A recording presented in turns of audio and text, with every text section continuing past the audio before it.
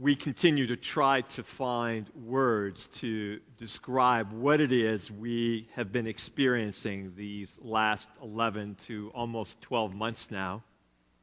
We continue to find words to describe just what we're experiencing this week and in the last few weeks. I've heard people say that this is the great period of uncertainty, unprecedented in history. I also think of what we talked about last Sunday, where we use the word unknowing. It's a time of unknowing. But as I continue to push out and discover different ways to describe where we find ourselves even today, I think of a title of a book back from the 14th century. It ties in with what we were talking about last Sunday. The title of the book is The Cloud of Unknowing. It's almost as if we are in this cloud of unknowing. Or maybe a better way to put it is we're in a fog of unknowing, and it's like we're racing down a highway in a fog, not sure where we are or what we may collide with.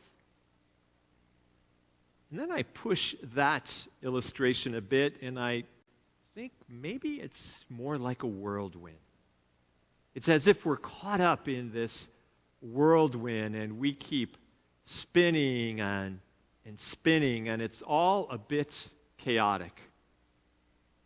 When I think of that spinning sensation, I'm reminded of a game we would play with youth groups, and when I was in the camping world, we would often play this game at camp. We called it the bat relay. You may know it by another name. And what it involves is lining up two teams, and then people run out about 10 to 15 yards, and they grab a bat, and they put their head on that bat, and they spin around as fast as they can 10 times, and then they are supposed to run back to their team and tag the next person so that they can have their chance.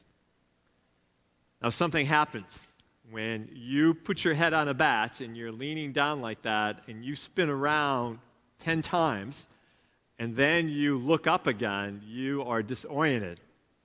And what would often take place is instead of running back to their team, even though people were looking at their team, they would run off to the side and fall down. I feel that describes a bit of how we feel right now, caught up in this whirlwind. It's as if we keep spinning, and we're spinning faster and faster, and we want to go one direction, but we keep going off another direction. It all feels a bit chaotic. Some years ago, we started talking about the fact that change was picking up at such a fast rate. But also, we started talking about the fact that change has started to change. Change used to be rather linear and predictable, but now we are experiencing change that is chaotic. That whirlwind, that spinning, the way we almost feel as if we're spinning apart and going off in a variety of different directions. We felt that way before this last year, and let alone now, it's been even accelerated more. Something I find interesting is entitled chaos theory. This has become rather popular in the last few years, and it's the science of looking at what is chaotic, whether it's in our personal lives or whether it's in a storm or weather system. Looking at a chaotic situation and then studying that situation, that event, whatever may be unfolding. And what science is finding, that even in what appears to be chaotic, there are patterns that are present. Even what seems like it's spinning around like a whirlwind and spinning apart, when one looks at it very closely, you discover these patterns. I know for myself, in many years of ministry and counseling with many people, I have often had people come into my office and they feel as if their lives are spinning apart. They feel as if there are so many parts to their lives that they've lost control of. And many times I've sat with people and encouraged them to try to look for some patterns amidst the chaos. What is it that you can control? And I would help people look at some different parts of their lives. What makes up the whole of who we are in our everyday living? And we would look at those different parts and say, physically, what can you control physically? What are some disciplines maybe you can put into place? Emotionally, now often the situations involved very difficult relationships, but I would encourage people to look at what relationships are positive or could be started that could be positive and bring health to your life. Intellectually, what can you be doing to grow intellectually? And then, of course, in the center of it all was our spiritual lives. What disciplines can you start to put into place? Even when we feel like we're in a whirlwind, even when it feels so chaotic and we're flying into pieces and we want to go one way, but we seem like we're going the other way, uncertain of what we may collide with that is out there in the fog and the mist. As we look at this passage from the Gospel of Mark, I believe we see that Jesus finds himself in a whirlwind. We're still in the first chapter, and now that Jesus has become known, his reputation has already started to spread. He enters the home of friends, and he heals the mother-in-law of one that he is with. And it's as if this word is spreading so quickly. And the passage tells us that right outside the door, the whole town is gathered. The whirlwind, it's picking up speed, it's accelerating. You have a sense that things are even becoming a bit chaotic. I can only imagine there was jostling at the doorway for those that would be first in line, those that could see Jesus, the first to touch him and be in his presence. And what we find in this passage is what I've already talked about in chaos theory.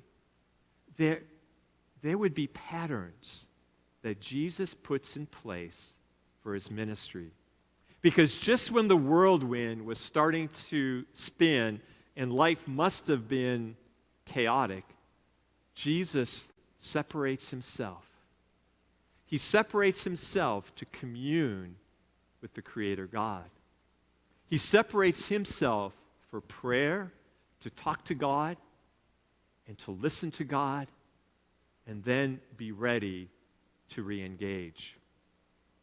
This is a pattern that we will see throughout the gospel accounts. And in fact, if you look at this pattern carefully in the Gospels, what you discover is that Jesus would often separate himself in this way, enter into prayer and commune with God prior to a challenge that awaited him. Because as you read on in the narrative of Mark, you will find that Jesus has his first encounter, his first of many encounters with the religious authorities. There is a pattern that we discover. I wonder, what are some of the patterns that we have in place in our lives? Even at this time that it's difficult to put into words, even at this time where we experience life spinning faster and faster, the whirlwind, the chaotic whirlwind, where we feel we're coming apart.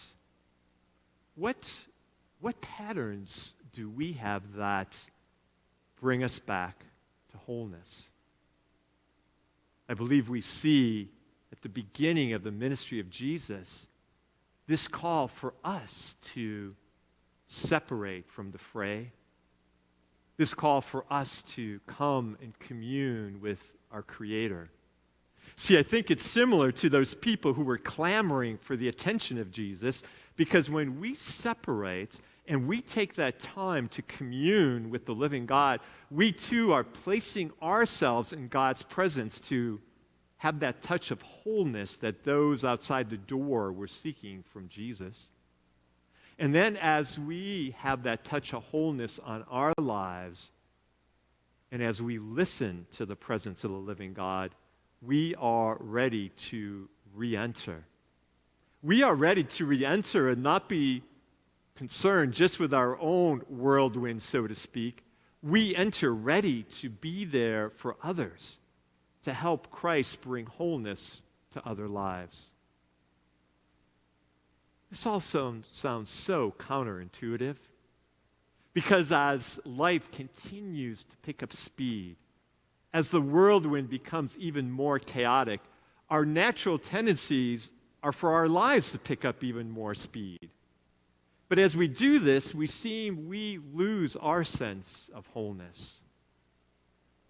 So as Jesus would do at the beginning of his ministry, I believe as we look out over this year, especially as a church community, we are called to recognize and to make sure this pattern is part of who we are individually and corporately, to make space to step out of the whirlwind, to commune with the living God, to talk to God and listen for God's words in our lives, and then to re-engage, but re-engage with a sense of wholeness and a new sense of what we are called to do and who we are called to be. To God be the glory. Amen.